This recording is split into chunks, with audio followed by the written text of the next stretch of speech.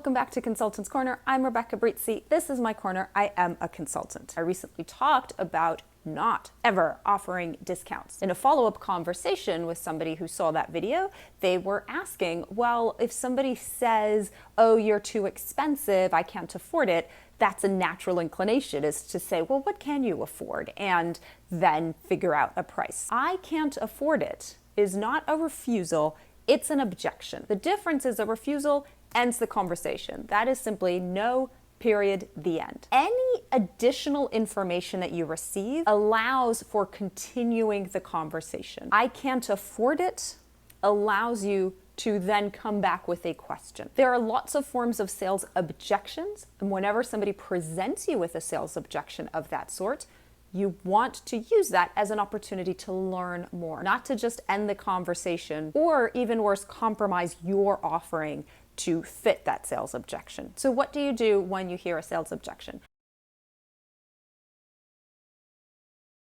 First of all, you want to encourage these. You want to know what the person is thinking. You don't want to drive them towards a no, period, end of conversation. You actually want them to say what obstacles to closing that sale are on their mind. Encourage the objections. Ask a lot of questions. What are they thinking? Would this work for them? What are the hurdles to moving this sales conversation forward? Once you are presented with an objection, clarify it. Ask a couple of questions first. I can't afford it. Why not? What is that budget going towards? Is it absolute terms, like the money just doesn't exist? But there are a lot of other types of sales objections. Anytime somebody presents you with a reason not to buy and gives you a bit of that information, ask for more. Why is that a hurdle or an obstacle? How big of a pain does that cause? What is the consequence to that obstacle, that situation? Get as much information as you can. And then repeat it back to the person to show that you understand what their problem is, what their concern is.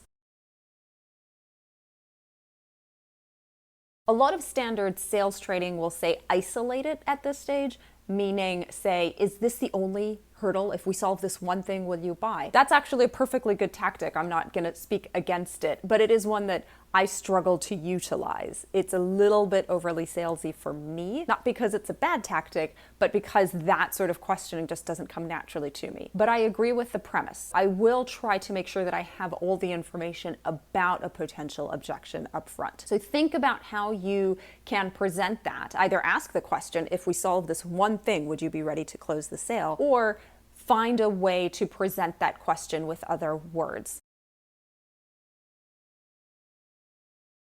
And finally, resolve it. If the objection is about price, I would not recommend that you offer a discount, but think about what else you can move around. There's so many things you could do. Think about timing, think about support, think about level of service, think about what you include, think about value add. There are probably things that you can remove or change that mean you don't have to affect the price. Maybe you just sell them a smaller package, frankly, but it's still your list price for that smaller level of service. This is true with any objection. You want to know what your walkaway points are. For example, reducing your price might be a walkaway point because you're not going to do it. So know what your walkaways are, and that might be one, maybe two, three things, no more. And that leaves you a whole plethora of other parts that you can move around and negotiate on to come back with a counter offer.